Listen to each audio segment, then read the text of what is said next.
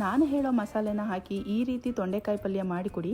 ತೊಂಡೆಕಾಯಿ ಇಷ್ಟ ಇಲ್ಲದೆ ಇರೋರು ಸಹ ಚಪ್ಪರಿಸ್ಕೊಂಡು ತಿಂತಾರೆ. Hello friends, welcome back to Cholas kitchen. ಮದುವೆ ಮನೆ ಶೈಲಿಯಲ್ಲಿ ಮಾಡೋ ತೊಂಡೆಕಾಯಿ ಪಲ್ಯನ ಹೇಗೆ ಮಾಡೋದು ಅಂತ ನೋಡೋಣ ಬನ್ನಿ.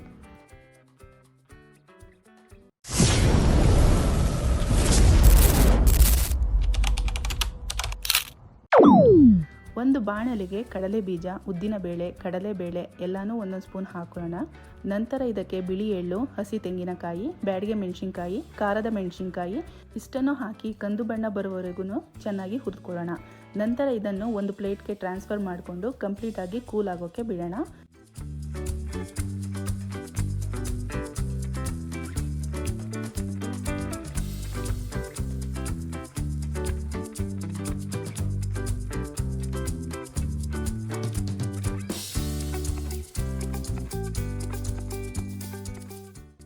ನಂತರ ಅದೇ ಬಾಣಲೆಗೆ ಸ್ವಲ್ಪ ಎಣ್ಣೆ, ಜೀರಿಗೆ, ಸಾಸಿವೆ, ಮೆಣಸಿನ್ಕಾಯಿ, ಕರಿಬೇವು ಇಷ್ಟನ್ನು ಹಾಕಿ ಲಿಡ್ ಕ್ಲೋಸ್ ಮಾಡ್ಕೊಳ್ಳೋಣ. ಯಾಕೆಂದರೆ ಸಾಸಿವೆ, ಕರಿಬೇವು ಎಣ್ಣೆ ಬಿದ್ದಿದ ತಕ್ಷಣ ಚಿಟಪಟ ಅನ್ನುತ್ತೆ, ಅದಕ್ಕೋಸ್ಕರ. ನಂತರ ಇದಕ್ಕೆ ಸಣ್ಣಗೆ ಉದ್ದಕ್ಕೆ ಕಟ್ ಮಾಡ್ಕೊಂಡಿರೋಂತಹ ತೊಂಡೆಕಾಯಿನ ಹಾಕೊಳ್ಳೋಣ. ಇದನ್ನು ನಾವು ಎಣ್ಣೆಲಿ ಸ್ವಲ್ಪ ಚೆನ್ನಾಗಿಯೇ ಫ್ರೈ ಮಾಡ್ಕೊಳ್ಳೋಣ. ಕೆಲವರು ಕುಕ್ಕರಲ್ಲಿ ಬೇಯಿಸ್ಕೊಳ್ತಾರೆ. ಹಾಗೆ ಬೇಯಿಸ್ಕೊಳ್ಳೋದ್ರಿಂದ ತೊಂಡೆಕಾಯಿ ಅರ್ಧ ಟೇಸ್ಟ್ ಅಲ್ಲೇ ಕಳ್ಕೊಳ್ಳುತ್ತೆ. ಸೊ ಕುಕ್ಕರಲ್ಲಿ ಬೇಯಿಸ್ಕೊಳ್ಳೋದಕ್ಕಿಂತ ಒಗ್ಗರಣೆಯಲ್ಲೇ ಚೆನ್ನಾಗಿ ಬೇಯಿಸ್ಕೊಳ್ಳಿ. ಇದು ಬೇಯೋದಕ್ಕೆ ಸ್ವಲ್ಪ ಟೈಮ್ ಹಿಡಿಯುತ್ತೆ, ಬಟ್ ಟೇಸ್ಟ್ ಮಾತ್ರ ತುಂಬಾ ಅದ್ಭುತವಾಗಿ ಬರುತ್ತೆ.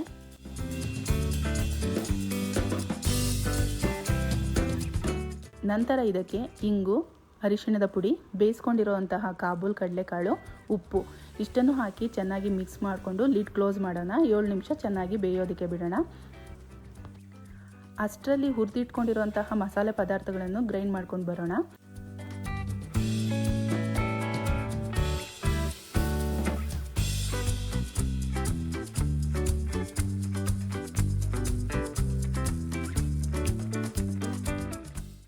ಒಂದು ಮಿಕ್ಸಿ ಜಾರಿಗೆ ಈಗಾಗಲೇ ಹುರಿದಿಟ್ಟಿರುವಂತಹ ಪದಾರ್ಥಗಳನ್ನು ಹಾಗೆ ಇದ್ರ ಜೊತೆ ಇಂಗು, ಜೀರಿಗೆ ಪುಡಿ ಹಾಕ್ಕೊಂಡು ಡ್ರೈ ಗ್ರೈಂಡ್ ಮಾಡ್ಕೊಳ್ಳೋಣ. ನೋಡಿ, ನಾವು ಇಂಗನ್ನ ಒಗ್ಗರಣೆಗೆ ಹಾಗೂ ಮಸಾಲೆಗೂ ಹಾಕ್ತಿದ್ದೀವಿ. ಈ ಥರ ಸ್ಪ್ಲಿಟ್ ಮಾಡಿಕೊಂಡು ಇಂಗು ಹಾಕೋದ್ರಿಂದ ಇಂಗಿನ ಫ್ಲೇವರು ಚೆನ್ನಾಗಿ ಹೊಂದ್ಕೊಂಡಿರುತ್ತೆ.